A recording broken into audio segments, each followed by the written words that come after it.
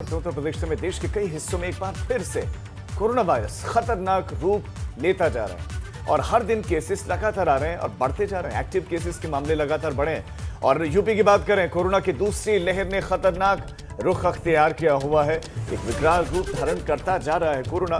बीते 24 घंटों में पूरे यूपी में नए मामले करीब जो एक्टिव केसेस के मामले वो 9000 के पास जा पहुंचे और प्रदेश में 24 घंटे में 918 नए केस मिले।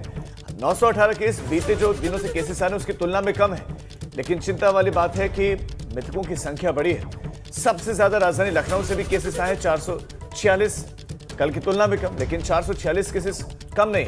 प्रदेश में कोरोना के बढ़ते खतरे का अंदाजा आप इस बात से लगा सकते हैं कि 1 मार्च तक पूरे यूपी में कोरोना के महज 2078 एक्टिव केसेस थे, लेकिन 29 मार्च एक्टिव केसेस की संख्या बढ़कर 8669 पहुंच गई है और इसमें सबसे ज्यादा 2598 मामले सिर्फ राजधानी लखनऊ से।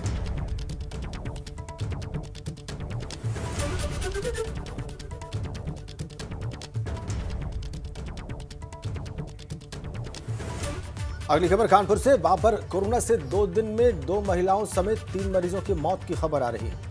मंगलवार को इस साल के सबसे ज्यादा 76 मामले सामने आए। 29 और 30 मार्च को मिलाकर 111 कोरोना मरीज कानपुर में सामने आ चुके हैं।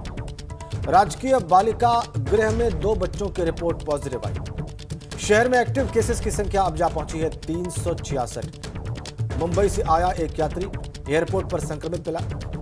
बस अड्डे पर 3 कोविड पॉजिटिव मिले हैं और इस तरीके से कानपुर में कोरोना की रफ्तार बढ़ती है।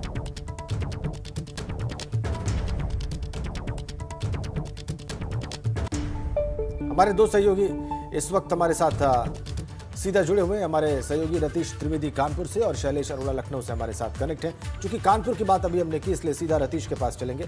रतीश, क्या टेस्टिंग बढ़ गई है कानपुर में जिसकी वजह से ये केसेस बड़े हैं या केसेस ज्यादा रिपोर्ट हो रहे हैं, या टेस्टिंग पहले जैसे ही हो रही है और उसके बावजूद भी केसेस बढ़ रहे हैं?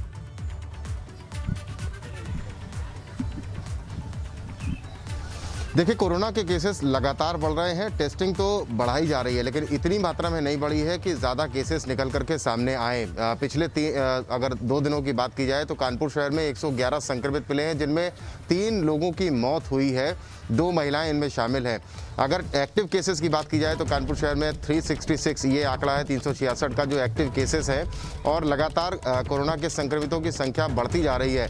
क्योंकि फ्लाइट्स ऑपरेशन हो रहे हैं, फ्लाइट के ऑपरेशन हो रहे हैं, बस अड्डे पे होली का समय है, आना जाना लगा हुआ है। तो कल भी 3 अगर बस अड्डे की बात की जाए तो जकरकटी बस अड्डे पे 3 संक्रमितों को पाया गया है और एक मुंबई से फ्लाइट से लौट करके आया व्यक्ति यात्री जो था उसमें कोरोना के संक्रमण मिला है। सबसे बड़ी और चिंता की बात यह है कि कल स्वरूपनगर स्थित संवासनी गृह में 13 संवासनियों में, जिनमें 2 बच्चे शामिल हैं, 13 लोगों में कोरोना का संक्रमण पाया गया है। 165 टोटल कुल मिलाकर के सैंपल लिए गए थे, लेकिन इनमें 13 में कोरोना के संक्रमण की पुष्टि हुई है। इसके बाद आनंद फानन में स्वास्थ्य विभाग, स्वास्थ्य महकमा वहां पर पहुंचा था। सभी के सैंपल्स लिए गए हैं और क्वारंटीन किया गया है। करीब इन 13 लोगों को क्वारंटीन कर दिया गया है। जो संक्रमित मिल रहे हैं, आप बता रहे हैं कि उनको महकमा जांच भी कर रहा है, क्वारंटीन उनको कर रहे हैं, कुछ लोग खुद ही आइसोलेट खुद को कर रहे हैं। शैलेश के एक बार रुक कर लेते हैं। शैलेश, राजधानी में कोरोना की जो दूसरी लहर है ये कितना असर डाल रही है, कितना प्रकोप इसका देखने को मिल रहा है और क्या क्या प्रदेश में सोचा जा रहा है इस बारे में, बढ़ते केसेस के बारे में?